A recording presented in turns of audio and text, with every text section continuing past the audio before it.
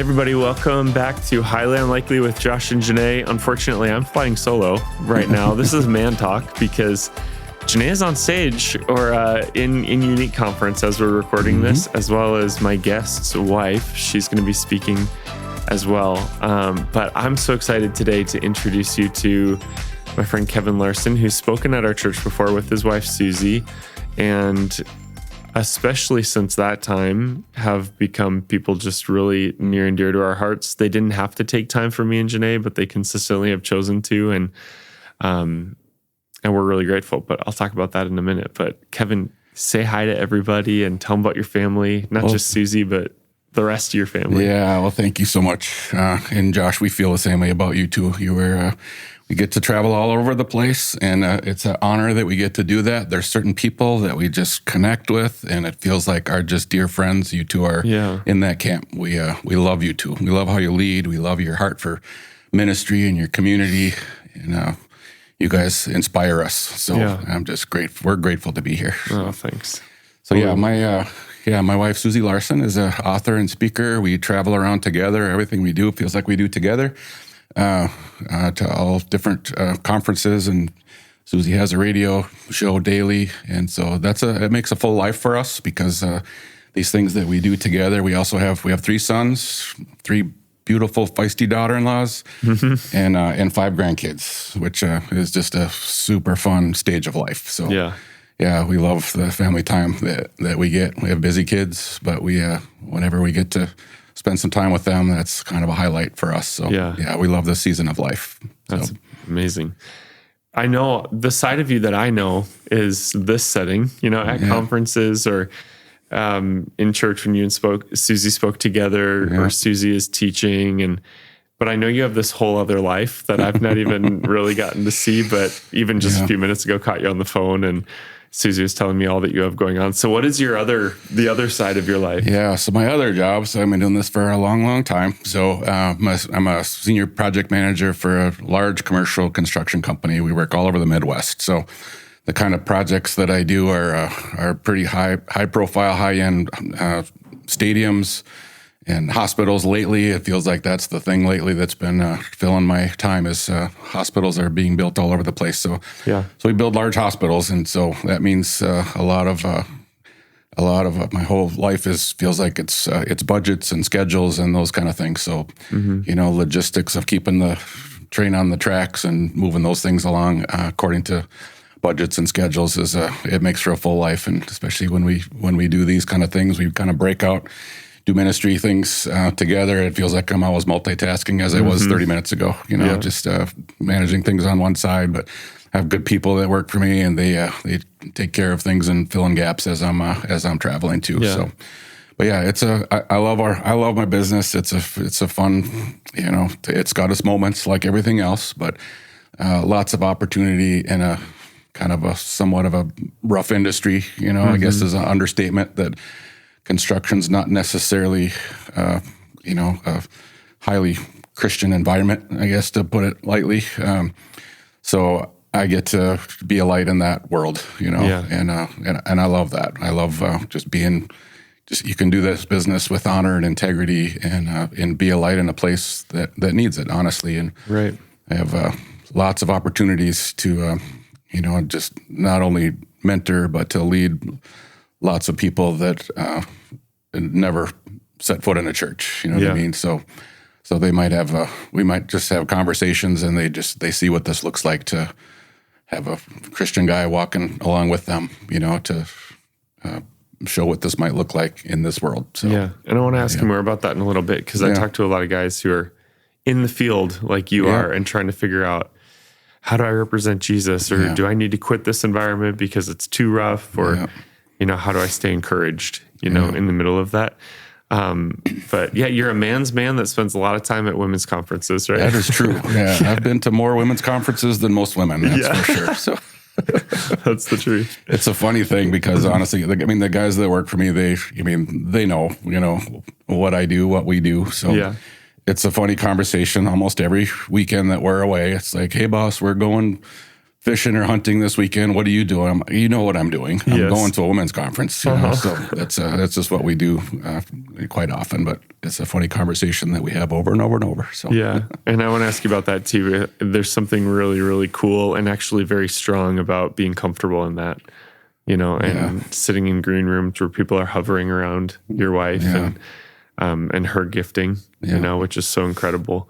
I think just what I want our church to know is Jenaye and I just went through some of the darkest, hardest stuff last year. Yeah. And I mean, personally and in our marriage, we were good, but challenges in leadership that we had just never walked through before and just real heartache. And it's funny when those kind of lines get drawn in your life, you know, because the people around you, they respond, you know, and I think of, and I'm not comparing myself to Job in any way, but it's like Job had friends. Well, you guys have been through it. Yeah, for sure. And and it was kind of revealed in them, you know, when he walked through his worst moments. And I will just never, ever look at you and Susie the same because of what came out of you in the moments where we were just broken and didn't know how to move forward. And you were, I mean, Jenaye has 10-minute voice memos from Susie declaring things, praying things, encouraging. And I'm just like, I'm deeply grateful. And part of my mind goes, why do they even care about us? Like they have so much going on, you know? But I think it just says so much more than you build amazing things. And Susie's an incredible speaker, but then you go off the stage into the deeper moments of life and you guys are so real. And you've been such heroes to us. So honestly, just thank you, not just from us, but thank you from our church, because you rallying around us just saved us in many ways. Well, we love you guys, honestly. Well, I have this saying that we've said many times, but we get the honor of just traveling around to different places, meeting with pastors and leaders. And there's lots of conversation that goes on behind the scenes with the leaders in the church at a conference or whatever. So it feels like my role is I want to connect with the pastors and the leaders that are, you know, the women are on stage during these conferences, but there's a pastor leading this church that is, that I want to bless and encourage. And I feel like one of our core values in our ministry has been for a long time to strengthen the church and encourage leaders. So if there's a way for us to do that, and we can't do that with everybody that we come across, but there's certain people like you guys that it just feels like there's this connection. And the way I always put it, like we get this honor to travel around and do this ministry. And when we do that, there's certain places where we just see this dark, fertile soil. And those are places if a farmer sees that, it's like, I got to throw some seeds into this. So whatever that looks like, if it's, you know, any resources and time and whatever, we feel like this is a place, we see it in you two, in your hearts, that this is just rich, fertile soil here. Yeah. So it's a place where, we absolutely, it's like, we love throwing seeds into that, whatever that looks like. So it's absolute honor to do it. It's what makes our kind of heart beat that, we love doing this. It's doing what we feel like God has called us to do, to strengthen the church, encourage leaders, and you guys lead so well. We're just, we're grateful to know you guys. So. Yeah. Well, likewise. I was thinking about, you guys sent a birthday video for Jenaye. Yeah. And Susie shared in the video, you know, and then I thought, I know Kevin's going to say something at the end. I don't know what he's going to say, you know, and you said this line to Jenaye. And I don't know if this is one of your go-to lines to encourage people, but man, Jenaye and I heard it. We both just started crying in the coffee shop when we watched the video. What was it? You said, Jenaye, you are absolutely one of God's very best ideas. Oh. And it's not even that the line is like, true. Yes, it is true, but it's it coming from you where I'm like, he doesn't say 1,000 words a minute, but he says words that matter. And I've just really marveled at the dynamic that you and Susie have in your marriage and in how you lead in your home and in your family. And I want to explore that. But before we do that, tell people about just you and Susie, like your history and how you came to be married, whatever you want to share. Yeah, a lot of times I get to hear her version of this, so I like telling my own version. And she's not in the room to correct. She's not, yeah. So she'll get a chance maybe later to correct me. But no, I grew up in a Christian home, Christian parents and grandparents, just a great heritage of just Bible believing. I was in church all the time as a kid. I was there. I was the one. I was Sunday morning, Sunday night, Wednesday, Monday night, quiz teams.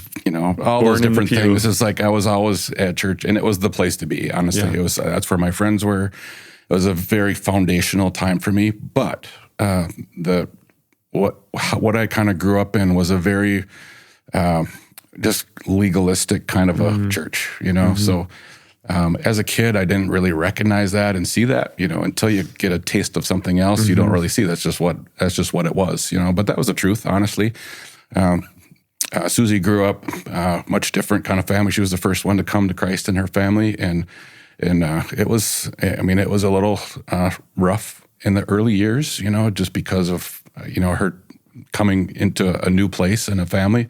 Now, most all of her family are believers and just following Jesus. It's just there's just a transformation there that's been just beautiful to watch. So melding these two families together, we met at a singles retreat at a camp, and we hit it off pretty fast. Even though the first time she saw me, I always say she judged me. She prejudged me. Because of how I walked in, she thought he's there again. He's kind of cocky, whatever. But I just walked in, and so. But anyways, we kind of joke about that. But for me, I mean, she's just a feisty woman of God, and I love that. I always say right now, we were talking about my mother-in-law earlier, and Susie, my 3 daughter-in-laws. It's like I collect these feisty little women, so, that are around me though. But we hit it off, honestly, pretty quickly. We were engaged and married and had our first child, all pretty quickly. You know? So I think it was 4 months we were engaged, 9 months we were married, and 9 months later we had our first baby. So were you guys young? We were 21. Yeah. Oh my gosh. So we jumped right in, but that was good for us. And we walked through some struggles. Susie's health was a struggle for the first 7 years of our marriage. And she still deals with some things that we have to kind of come together on. And so that's been something that was really difficult for us as a young married. We were dealing with all of that, trying to, deal with the financial burden that comes with all of that. And that was just a real struggle in our life. But we look back at it now. A lot of times some of our friends were just, on vacations and almost at that time on their second home already, and just, living the dream, and we were trying to keep our nose above the waterline. Honestly, it's how it felt. And, but that built something in us that was a strength that we carry to this day, So in our young years, we walked through some just really hard struggles, but it taught us how to just stay connected, stay dependent on the Lord, and it just built a foundation in us that was really, really valuable, so that we reach into that today. So there was a point in my life, to get ahead too much, but so the first several years of our marriage were just difficult Susie health kind of struggles and us kind of coming together around that. When I was 35 years old, then I was diagnosed with cancer, and so then it was me, so then we kind of walked through that at the same time. But I'll tell you, that was a game changer for me. It changed my perspective. I had some things going on in my life at that point where I was, my DNA, and I talked a little bit about this when we spoke at your church, but there was something in me that was just like, if anything has to get done, I have to do it myself. And that was part of my DNA. It felt like I was a striver. I mean, not just a regular striver. I was a Class A striver. I was really good at it. I would work 3 jobs, 4 jobs. I have a pretty high capacity, so I was able to do that. But there's a cost to that, So, and it's not good. It wasn't, it wasn't something that I should have been doing. Back then, I called that responsibility. Like, I have to work. I have to keep our house. I have to do all these things to try to keep our family afloat. So calling it back then responsibility, today I look back on it and I say it was a lack of dependence on God. So it was a lack of trust, honestly, because now I look back on it and say I was doing more than I should have, as if all this weight needed to be on my shoulders. And really, there was a point after I now battled cancer and I couldn't do all that. I couldn't support. I was going through my own struggles, and I had to be more dependent and kind of on my back. I was able to just look up and call on God to say, I need your help, And so at that time, it's like there was a transfer of this burden from my shoulders onto God's shoulders where it belongs. And Josh, that was a game changer for us and how we lived our life. It wasn't immediate. There was still some things that this is a journey, and we had to walk through some hard things. It feels like that was pretty baked into me.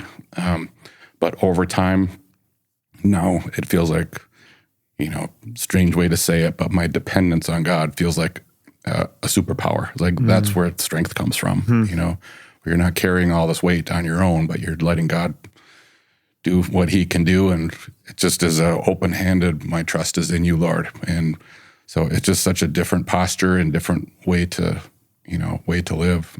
And I will say, if we look back on it now, and we kind of look at this in awe sometimes, that what Susie and I are carrying now is 5 times more than we did when I was we were burnt out, and we were carrying all this weight. So there's something supernatural about this that's almost hard to put words around and explain. Yeah. But when your trust is in the Lord and he's the one giving you what you need, the resources are his, and we're vessels to do what he calls us to do. So we're kind of amazed sometimes. It's like what we got burnt out on with carrying way less than we carry right now, but now we do it with a pretty good bedtime, and we do it with margin and some time together. And that's just a key part of our relationship right now. That's that's a strength in us right now.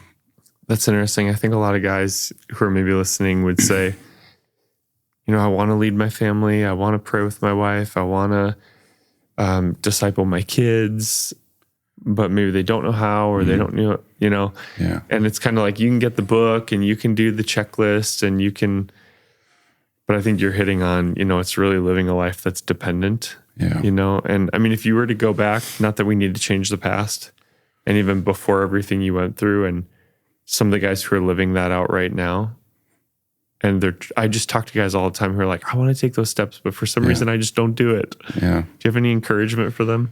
Yeah, I think, I don't know what it is sometimes about guys, but we feel like, I don't know how to say a good way to just say to get there other than to start, you know what I mean? Yeah. So, and I think what, at this stage, been on this earth for a while, and walk through some ups and downs. And sometimes you have to look back and see how God has been with you the whole time, even when you're making mistakes, So even in those times, and then to always know that God is a God of redemption, and he can take any story, and whatever you're doing, good, bad, or otherwise, he can redeem that, restore that, and bring you to a place where you are leading your family. If that's a desire in your heart, first of all, I would just I'd cheer you on in that, because if that's a desire in your heart, that's a great place to start. And I think you're right. A lot of guys feel that way. Like, how do I do this? Where does the time come from?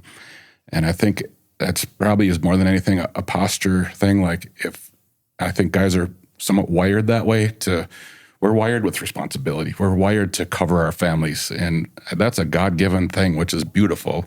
But the how is sometimes the question and the struggle about how we actually get that done. And I'll say, I mentor a lot of young guys, and especially I love to mentor young guys in the marketplace that are just in this place that you're talking about right now.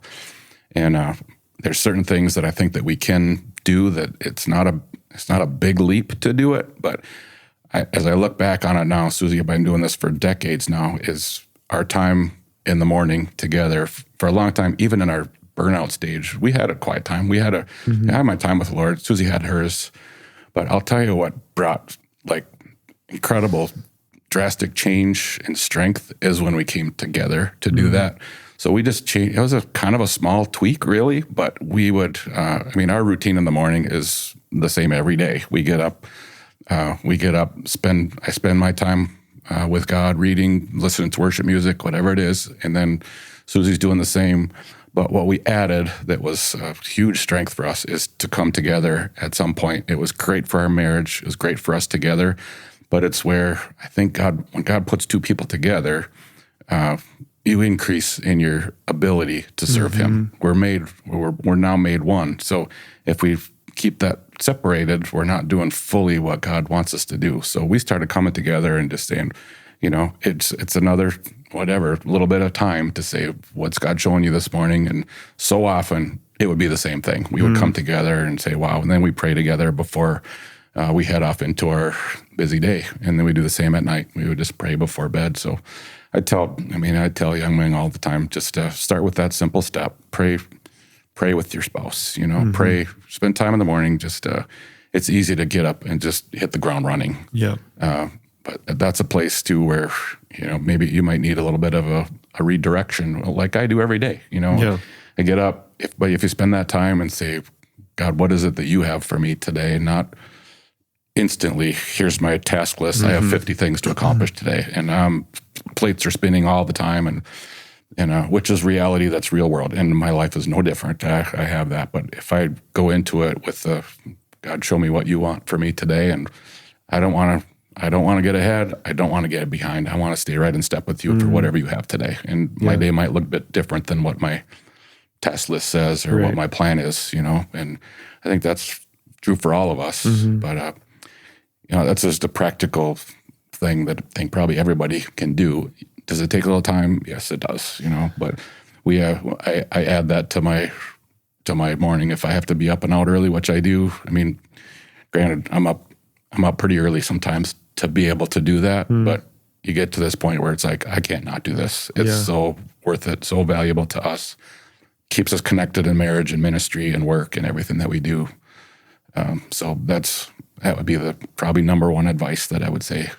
Yeah, and this is coming from a guy who has multiple construction projects going on. Susie's traveling and speaking and has a radio show. I mean, you're not bored, right? We're not bored. No, not by any stretch. Because I think that's one of the lies we fall into is I'm just too tired or I'm just too busy. And, that. It's an easy place to get into in the world today because I think, everybody has a story. Ours is one story. We've learned some tough lessons and didn't do this all right along the way by any stretch, But I often say I have so many plates spinning. There's either going to be a tremendous crash or a huge applause. One way or another, there's going to be, But I need help. One plate over here will start wobbling a little bit, And you got to give it so you got to attend to all these things. That's just the life, the world that we live in. But if we do it, under God's strength, there's just something so different that happens in your day when you're doing that. So. Well, I wanted to ask you another question, but I think you're giving me the answer because you guys have walked through with health or different things, real challenges where you don't get breakthrough right away. Yeah. And how do you stay encouraged? How do you continue to trust the Lord when the answer hasn't come? How do you keep a right heart? So I think you're already filling in the blanks, not to give you the answer, but I've watched you endure. For us, that's another way that strength comes from two people, being together. So if you're married, you have a spouse that's there for a reason. I'm telling you, we're very open and raw and honest about our relationship and what works, what doesn't, what we're, what we struggle with, and we've just always felt like we want to be pretty honest about that. But there's times when Susie's dealing with health stuff, and long-term things are just difficult. I think anybody can have the flu for a weekend and you get better, a couple of days later, and it's difficult. But when you do that for 6 months, a year, 2 years, 3 years, those kind of things, it gets really difficult. So that's where it feels like us holding each other up and just reminding, it's like, I know this is hard, but we're in this together, and it just is it's a way for us to just have strength. And it's where when we're spending time with God together, it feels like that's when He sort of recharges us. And Scripture gives us so many opportunities to, we'll read something or we'll hear a song or whatever it is that it's like, I just needed that right now, And it's just helpful. It's a beautiful thing about the Christian life is there's times when that pops into your life, whatever it is, a verse that you read, and you might hear it different than you did the 10 times you read it before, but it's something powerful about it. And I think the Spirit-led life, when you're walking with Him, He just has a way to drop those things in just when we need them. So, So I know you're having a profound impact in your church. You serve on a board with a great pastor, and you're having an impact in your workplace. But the very public facing side of what you do is Susie is the voice. She's the teacher. Many of the conferences you go into, she's sharing. And I'm living through that right now this week where it's like, I felt like God spoke to me during conference and I submitted it to my wife. I was like, if you want to share this. And it's a different posture, and I'm also married to a strong woman, a fiery woman, and I love that, and I'm drawn to that.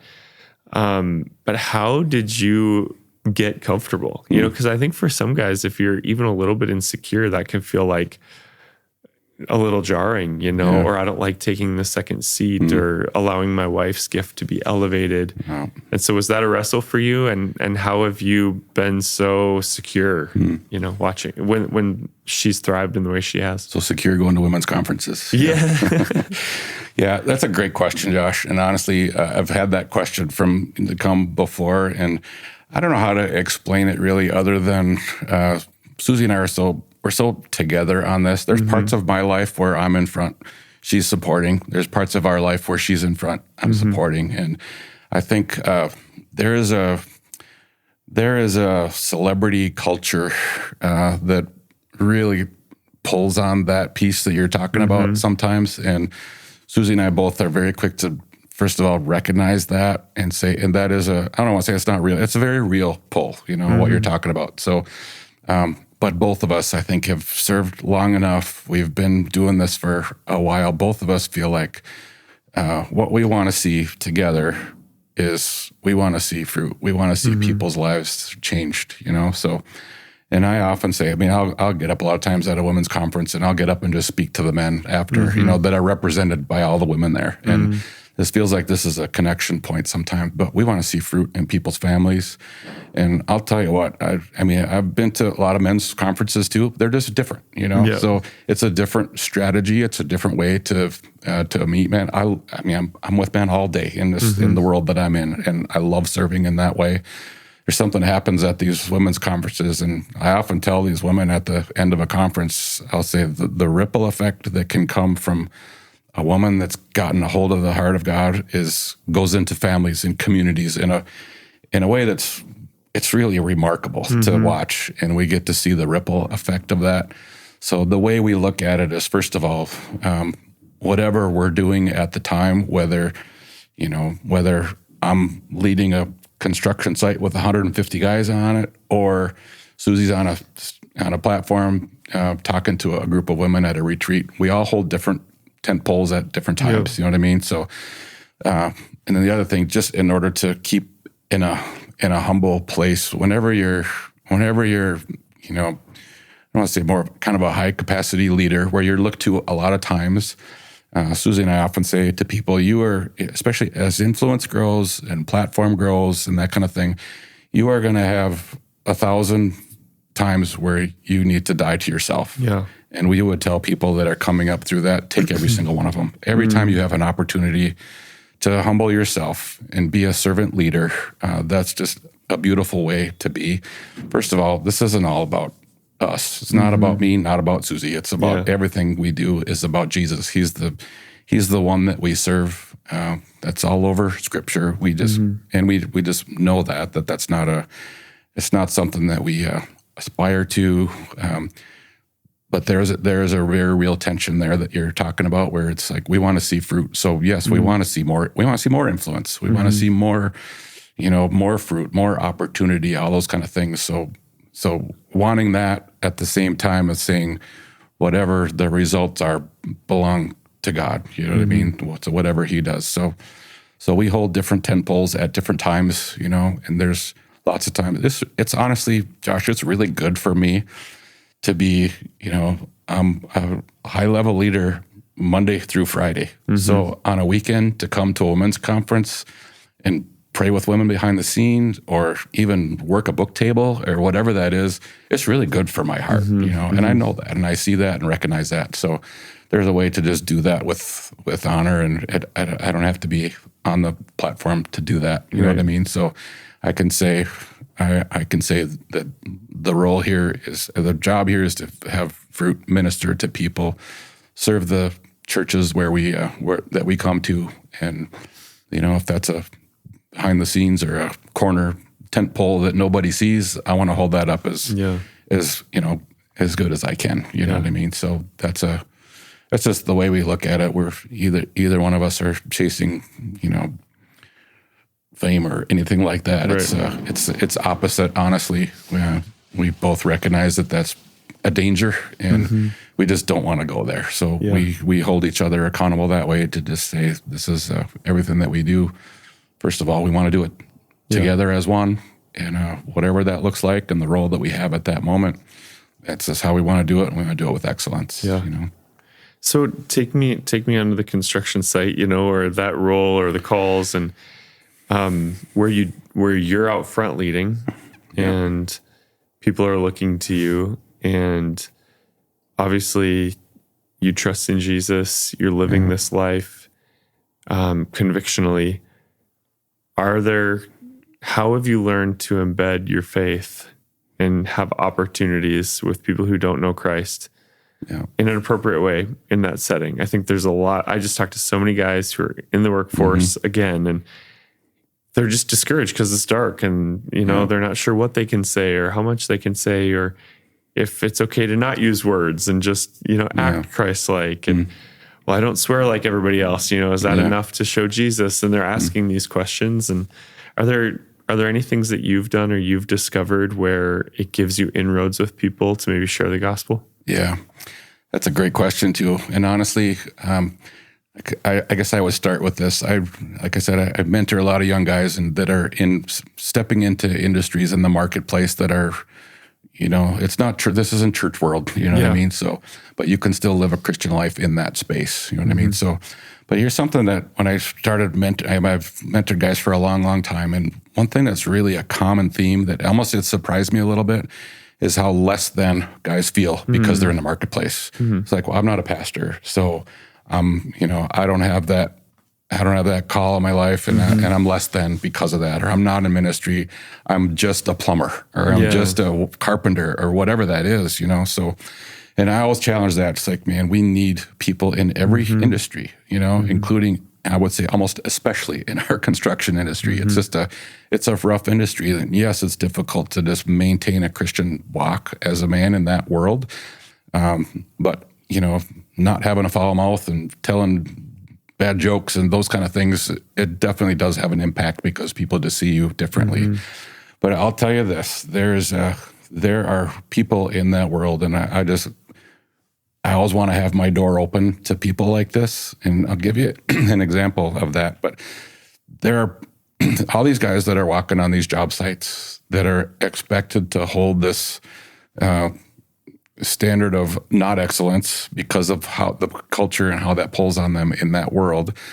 If I'm explaining that right, they still have the same issues. They have struggles at home. They have kids that are, going off the rails.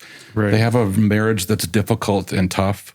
But if they bring that up in their break room, with a bunch of guys, what they will hear most often is, oh, I know, I hate my kids too, and I hate my wife too. That's what they're going to get.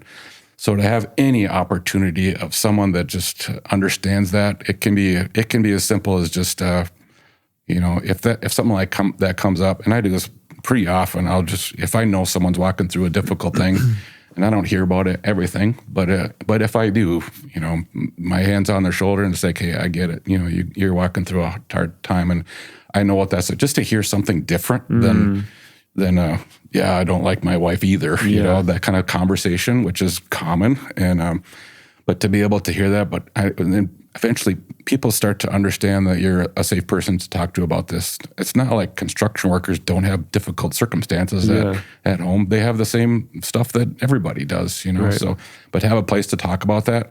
I've had guys that you would never imagine, just the roughest, toughest, alpha construction workers come in my office, shut my door, not say a word, just start weeping because it's a safe place for them to say, just different situations like that. It doesn't happen a lot, but when it does, it's like you have an opportunity at that point to just be a different voice in their life, So whatever role that you have in your workplace, you have an opportunity to, I think I would almost look at it like not necessarily, it's important to live your life with, honor and integrity and excellence. But I think to that person, I would almost say, look around, because there are people that need your influence. You know what I mean? It's a great place to start. Yeah. And it's really not difficult, to just find someone. If someone's hurting, instead of either being silent or adding to the noise of the stuff that they're hearing, just give them a little different message. You know what I mean? Come around someone and just say, hey, I get it. I've walked through these difficult things too. And, I'm a believer. And however you're comfortable sharing that or feeling that, but just giving a different message than what they're used to hearing is a great step. That's not that difficult. You know what I mean? So, and those opportunities, trust me, are out there. So it's just a matter of maybe changing your gaze a little bit, not necessarily even look at yourself like how I have to live and work, but, Jesus' ministry is looking at others all the time. It's a great place to start. Say, who can I pour into today? You know what I mean? So we love living our life that way. Like who in this day, at this conference, working at this book table, at whatever it is,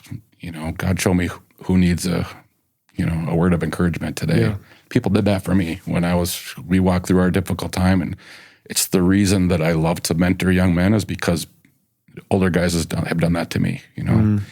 I've had men, and I can name those times where someone came alongside me when I'm walking through a difficult time. They just put their hand on my shoulder. I'm cheering you on. I see you. I believe in you. It's amazing the power that has. That kind of thing changed my life. So to the point where I want to do that at every chance I get. And the thing is, for us as guys, we don't necessarily need 100 people to do that. But I've heard so many story after story. If you talk to a guy, you get to know him long enough, and there's one guy that did that in their life, they remember it forever. Oh, for sure. And I do too. I can point to the people, the times, the conversation where someone did that for me. So don't underestimate the power of you in one moment, just saying a word of encouragement to someone. Just say, I see you. I believe in you, and I know you're walking through something hard, and I just want you to know I'm with you and I'm for you. I'm praying for you, whatever that is. It's a game changer for guys, It's like be encouraging when everybody else is being negative. Just set yourself apart. It's a different in that way. voice. Yeah, and then people are going to open the window of their soul. Yeah, and then more opportunities come, when that happens. But it's an easy button start to be able to do that. Find someone today to encourage, and someone needs a different message in their life, and you might be the one to give it to them. Right, and you don't have to be perfect to do it. You don't have to be able to tell parables like Jesus. It's better if you're not. Yeah, right. Yeah, just really seeing people and being willing to encourage them. Yeah, that's really, really cool. I do have a random question that I was going to ask you at the beginning. Yeah. This is a total change of subjects, but I know you do big construction projects, and so I'm curious. What's your favorite one that you've worked on? Oh, wow. That's a great question. It's a fun industry. It's got its moments, obviously when you are just up against schedules and budgets constantly, that's my whole world. But when you get done with a project, it's an opportunity to look back on it, and done some pretty high-end stadiums. I did our Minnesota Twins stadium. That was one of my jobs. I did our soccer stadium, done some hospital, did the Sanford Fargo Hospital, up here, and Essentia Hospital in Duluth just recently. And now I'm working on 2 more down in the cities, including Mayo down in Rochester. So you do these high-end projects, but that Twin Stadium was a really, really fun one. You know, so it just was fun to even get to know. Players would come around, and so that was a really fun project. And obviously, high-end, tough schedule, tough everything was difficult when that one to get that done. High stress, but also very rewarding. And there was moments through that were just really fun projects. And that's one thing I do just related to the work that you do. And I think anybody can do this, whatever industry that you're in. I would often tell my guys as we're building a hospital, we're working on ER suites and OR rooms and things like that. So as we're building that, I would often go tell our guys, like, what are you doing today? And from the boss, they're thinking like, oh, what did I produce? What did I, and they're like, well, I framed this much wall, or I hang this many sheets of sheetrock, or whatever it is. And that's the answer that they think I'm expecting. And I would just say, they would say, this is what I did. I accomplished all this. And I would say, no, that's not what you did today.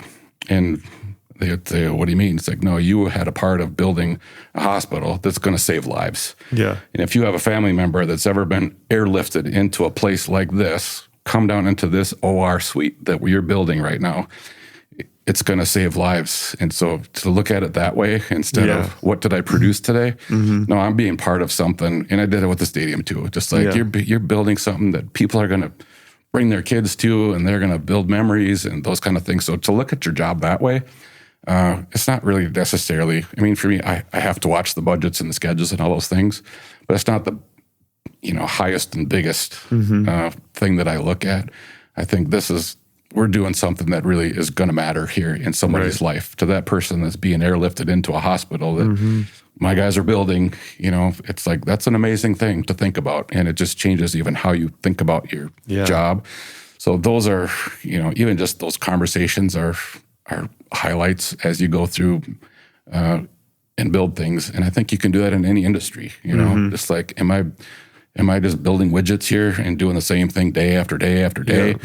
Maybe yes, but you're also, there's something about it. There's some element of that you are doing that's, worthwhile and good. And you can make it that way because of the people that around you, the people that you work with and for, and it might just change their perspective too, to just say, oh yeah, you're right. I'm just in the grind. I'm just looking at this bullseye that I have to hit today. And sometimes you just need to step back and look at, there's a bigger picture here always going on. And God, how do you want me to be a part of it? Right. It reminds me of, I think it's, maybe the story, the JFK story with the guy sweeping the floors. Yes. Where he dropped in on a facility. They were working on putting a man on the moon. Yeah.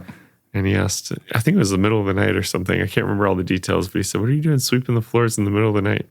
He said, Mr. President, I'm sweeping the floors. I'm putting a man on the moon. Yeah. And it is that. I've heard that. It's so, it's inspiring. Yeah. But that's what I'm talking about. That's there's a way to look at what you do and to do everything as unto the Lord is there's something really powerful about that, and whatever that looks like. Each person has to figure out what that looks like, whatever your job is. But even in a rough and tough construction world, where there's a high level of stress always, but to step back sometimes and just say, this is a place that I was put for such a time as this, and how can I honor God in it, Yeah. Last question, because I know you, all these things, kids, grandkids, construction, conferences, all these things, and you serve on your local church board. And so why? Why as a guy who has a lot going on, do you choose to serve the local church in that way? Yeah, it's one of those things. It feels like, it is. There's some time involved in that, but I love our church. And as I said in the beginning, it feels like our call in our life, strengthen the church, encourage leaders. This is, I got tapped to do this role, and it was like, does this fit in those boxes? It absolutely does. This is what, and God gives us the time, and He does. He gives me the time to be able to serve that way and do that. But I love our pastor. I love our leaders. I love our staff, and the rest of our board members that we serve together with is just an amazing group of people. And we're a large church, 4 locations. There's all the stuff that goes on with that, as you well know. It's sausage making sometimes behind the scenes that goes on in a church because we're dealing with always with people. But we have just Susie and I just have a heart for the house that we care deeply about, and God established this church that's not always perfect, but it's His vehicle that He uses to reach people, and however we can have a part in serving in that way. And I will say this is one of those areas that you get tapped to do something like that. The first thing you think is like, where's that time going to come from? Yeah, and that's real. But there's a lot of things that we say no to. But anytime something like that comes, it feels like, is this something you want me to do? Not automatically, I don't have time for that.